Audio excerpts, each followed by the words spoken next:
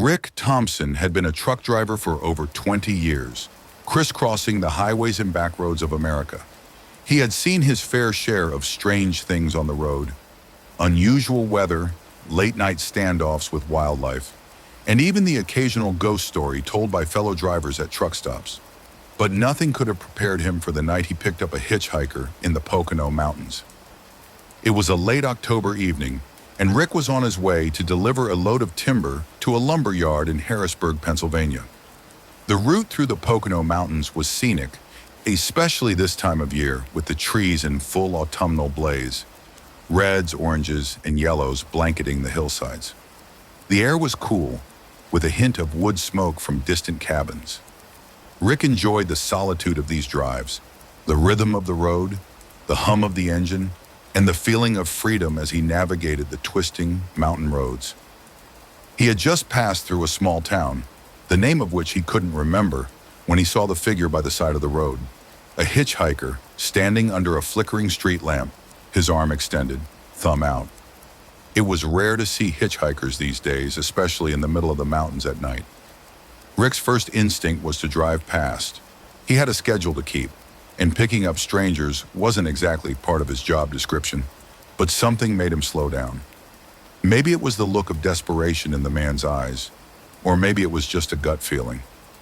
Rick eased his truck to a stop a few yards ahead of the hitchhiker.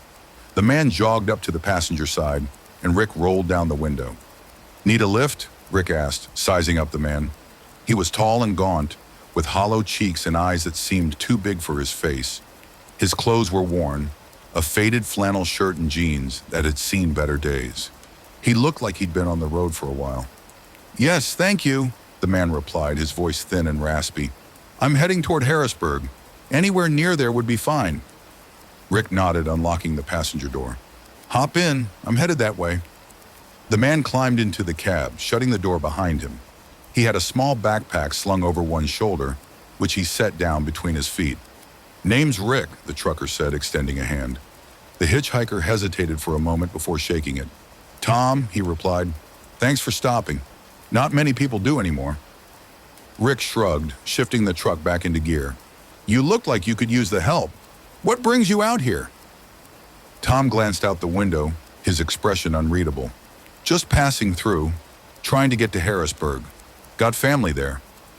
Rick nodded, not pressing for more information. He had learned over the years that some people just didn't want to talk about their lives, and that was fine by him. He preferred silence anyway. They drove in silence for a while, the only sounds being the rumble of the engine and the occasional creak of the truck's suspension as it navigated the winding roads. Rick kept his eyes on the road, but he couldn't shake the feeling that Tom was watching him. He glanced over a few times, catching Tom's eyes fixed on him before they darted away. As they drove deeper into the mountains, the night seemed to grow darker, the trees on either side of the road casting long, twisted shadows. Rick felt a shiver run down his spine, the hairs on the back of his neck standing on end. He told himself it was just the cold, or maybe the creeping fatigue after a long day of driving. He reached for the radio, hoping some music would lighten the mood, but the dial only produced static.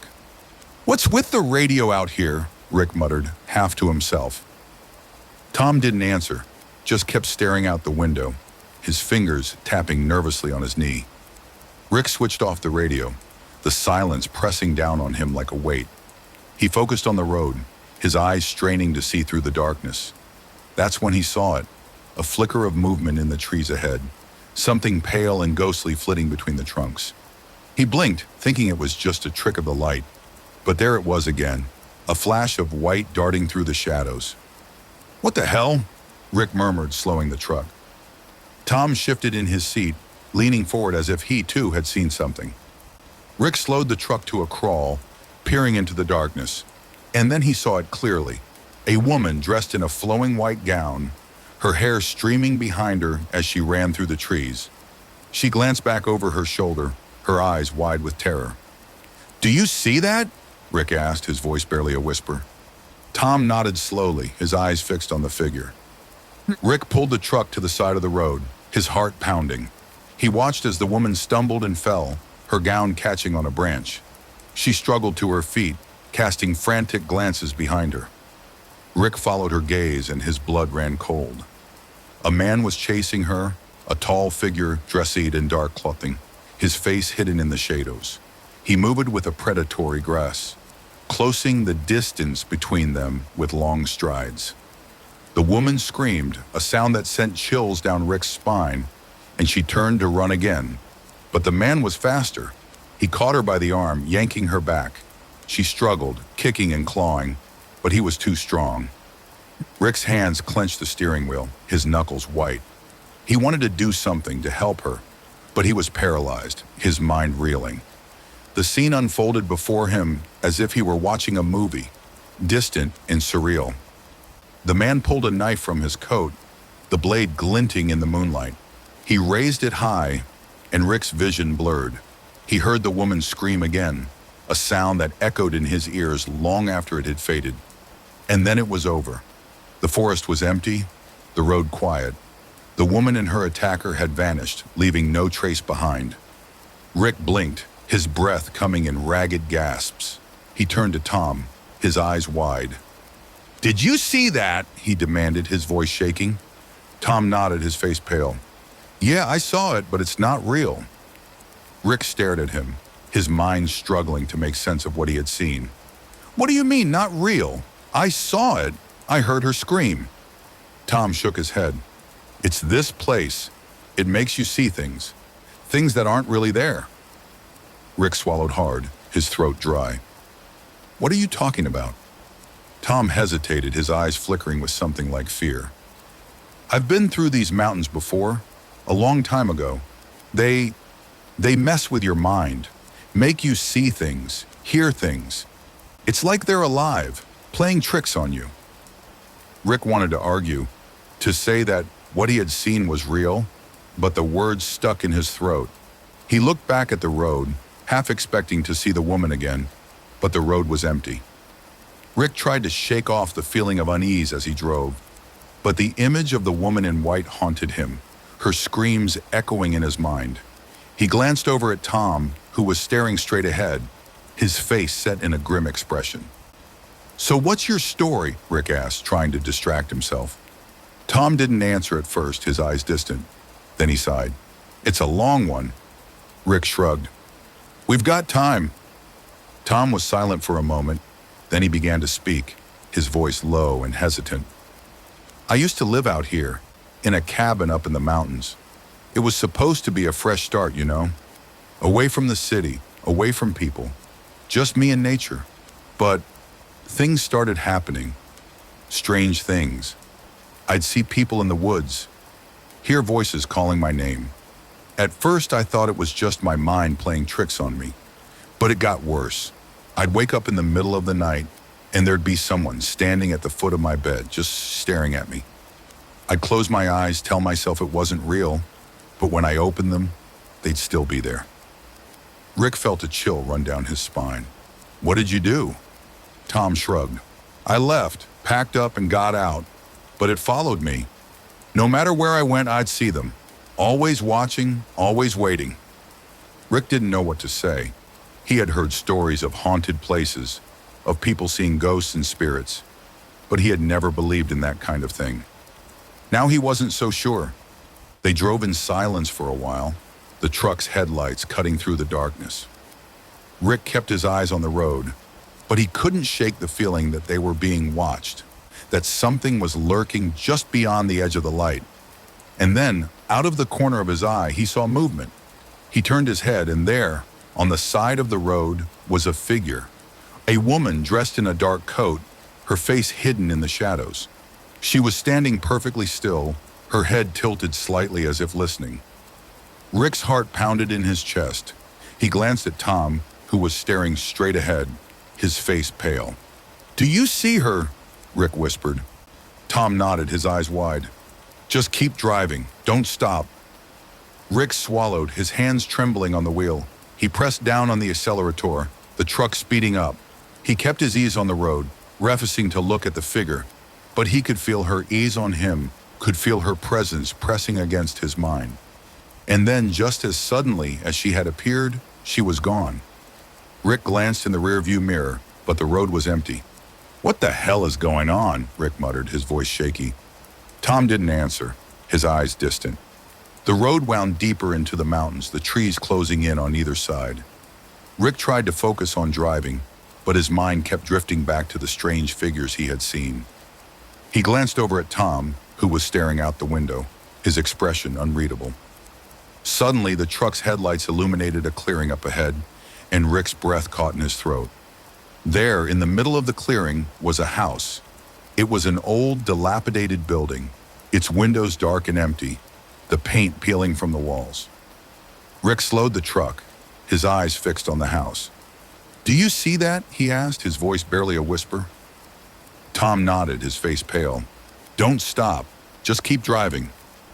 But Rick couldn't take his eyes off the house. There was something about it, something that drew him in. He pulled the truck to the side of the road, his heart pounding. He opened the door, stepping out into the cool night air. "What are you doing?" Tom called, his voice edged with panic. Rick didn't answer. He walked toward the house, his feet crunching on the gravel. He could feel a strange pull, like an invisible hand guiding him. As he approached, he saw movement in one of the windows, a shadow flitting across the glass. He stopped, his heart pounding in his chest. And then he heard it, a scream, high-pitched and terrified, coming from inside the house. Rick froze, his breath coming in ragged gas. He wanted to run, to get back to the truck and drive away, but his feet wouldn't move. The scream came again, louder this time, filled with a desperation that sent chills down Rick's spine. He took a step back, his eyes fixed on the house, and then he saw her, a woman standing in the doorway, her eyes wide with terror. She was covered in blood, her clothes torn, her hair wild. She opened her mouth, screaming silently, her eyes pleading. Rick stumbled back, his heart racing. He turned and ran back to the truck, his breath coming in gasps. He threw open the door, climbing into the cab. "Go!" he shouted, his hands shaking. Tom didn't need to be told twice. He slammed his foot on the gas, the truck lurching forward. They sped down the road, the house disappearing behind them. Rick's hands were trembling on the wheel, his mind reeling. He glanced at Tom, who was staring straight ahead, his face pale. "What the hell was that?" Rick demanded, his voice shaking. Tom didn't answer, his eyes distant. They drove in silence, the road stretching out before them like a black ribbon. Rick's mind was racing. The images of the woman in the house burned into his memory. He glanced at Tom, who was sitting quietly, his eyes fixed on the road ahead. "What's going on, Tom?" Rick asked, his voice strained. "What the hell is happening out here?" Tom sighed, running a hand through his hair. "I told you, it's this place. It's the mountains. They have a way of getting into your head, making you see things that aren't real." Rick shook his head, his mind struggling to make sense of it all. "But I saw her. I heard her scream. That was real." Tom's eyes were distant, his voice low. "Maybe, or maybe it's just the mountains. They've been here a long time, longer than we've been around. People have always said there's something strange about them. Something unnatural." Rick didn't know what to say. He had heard stories of haunted places, of spirits and ghosts, but he had never believed in that kind of thing. Now he wasn't so sure. "What happened to you out here?" Rick asked, his voice quiet. Tom was silent for a moment, his eyes fixed on the road. "I told you, I used to live out here. Thought I could get away from it all, you know? Start fresh. But it didn't take long before I started seeing things, hearing things. I thought I was going crazy. Maybe I was. But I couldn't stay. I had to get out." Rick nodded, his mind racing. He had heard of people losing their minds in isolated places, of the wilderness driving people mad. But this was something different. This was something real. They drove on, the road winding through the mountains. Rick kept his eyes on the road, his hands clenched on the wheel. He couldn't shake the feeling that they were being watched, that something was following them. As they drove, the air grew colder, the darkness pressing in around them. Rick shivered, glancing at the temperature gauge on the dashboard. It was dropping rapidly, the needle dipping below freezing. He turned up the heat, trying to shake off the chill. They rounded a bend, and Rick saw a sign up ahead, a truck stop a few miles away. Relief washed over him. He needed to get out of this truck to clear his head. He glanced at Tom, who was staring out the window, his expression unreadable. "We'll stop at the truck stop up ahead," Rick said, his voice strained. "Take a break, get something to eat." Tom nodded, his eyes distant. The truck stop appeared out of the darkness, a neon sign flickering in the night. Rick pulled into the parking lot, the tires crunching on the gravel. He shut off the engine, the silence pressing in around them. Rick opened the door, stepping out into the cool night air. He stretched, feeling the tension in his muscles. He glanced back at the truck, expecting to see Tom climbing out, but the passenger seat was empty. Rick's heart skipped a beat. He looked around, but there was no sign of Tom. He walked around the truck, peering into the darkness, but the parking lot was empty, the only sound the rustling of the wind. "Tom!" Rick called, his voice echoing in the night. There was no answer. Rick felt a chill run down his spine. He walked back to the truck, opening the passenger door.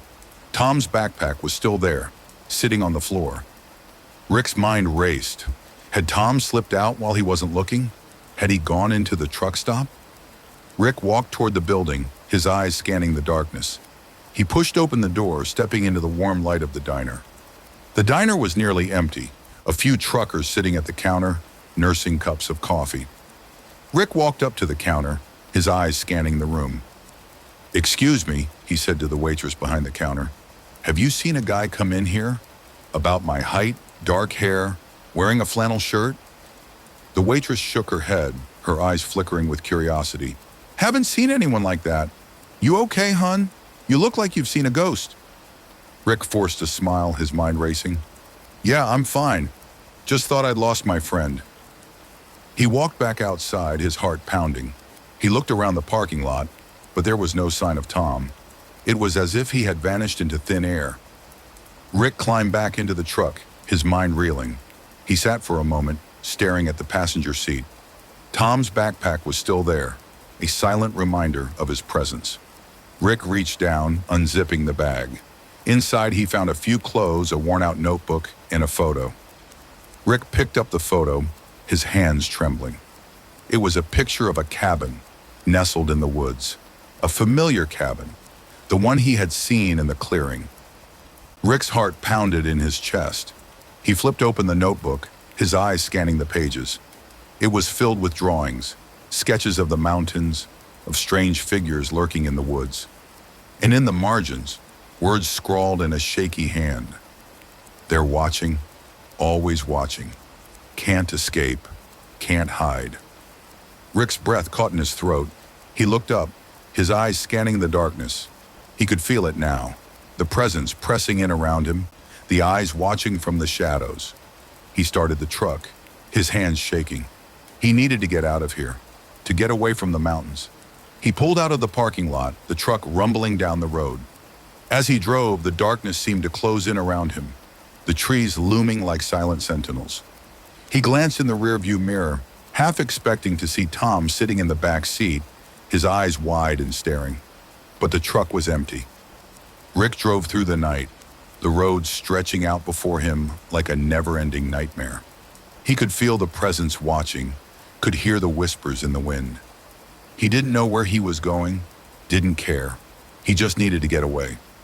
Hours passed, the night dragging on. Rick's eyes were heavy, his mind numb. He didn't know how long he had been driving, how far he had gone. All he knew was that he couldn't stop, couldn't rest. The sky was beginning to lighten, the first hints of dawn breaking over the mountains. Rick felt a glimmer of hope, a sense of relief. Maybe, just maybe, he could make it out of this alive. He rounded a bend, and there in the distance he saw it, a figure standing by the side of the road. A hitchhiker, his arm extended, thumb out. Rick's heart skipped a beat. He slowed the truck, his eyes fixed on the figure. It was Tom standing under a flickering street lamp, his eyes hollow and empty. Rick's hands clenched the wheel, his mind reeling. He wanted to drive past, to keep going, but something made him stop. He pulled the truck to a halt, his breath coming in ragged gasps. Tom walked up to the truck, his eyes fixed on Rick. He opened the door, climbing into the cab. For a moment, they sat in silence, the tension hanging heavy in the air. "I told you," Tom said, his voice low. "You can't escape. Not from this place." Rick stared at him, his mind numb. "What are you?" Tom's eyes flickered, a hint of sadness in them. "I'm like you, just another lost soul, trapped in these mountains, trying to find a way out." Rick felt a chill run down his spine. "Is there a way out?" Tom was silent for a moment, his eyes distant. Then he shook his head. "I don't know. I've been looking for a long time. Maybe there isn't." Rick's hands trembled on the wheel. He looked out at the road, at the mountains looming in the distance. He could feel the presence, the eyes watching, waiting. "Where do we go?" Rick asked, his voice barely a whisper.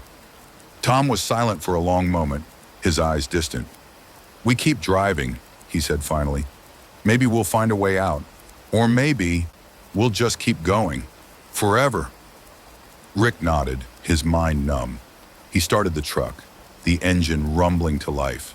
They drove into the dawn, the road stretching out before them, the mountains rising like silent guardians on either side.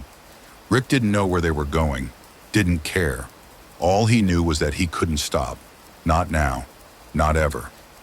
And so they drove into the endless night, into the heart of the mountains, with the ghosts of the past trailing behind them, and the shadows of the future stretching out before them. Thank you for listening. We hope you've enjoyed the story. Don't forget to like, subscribe, and hit that bell button, and we'll notify you when the next story comes out.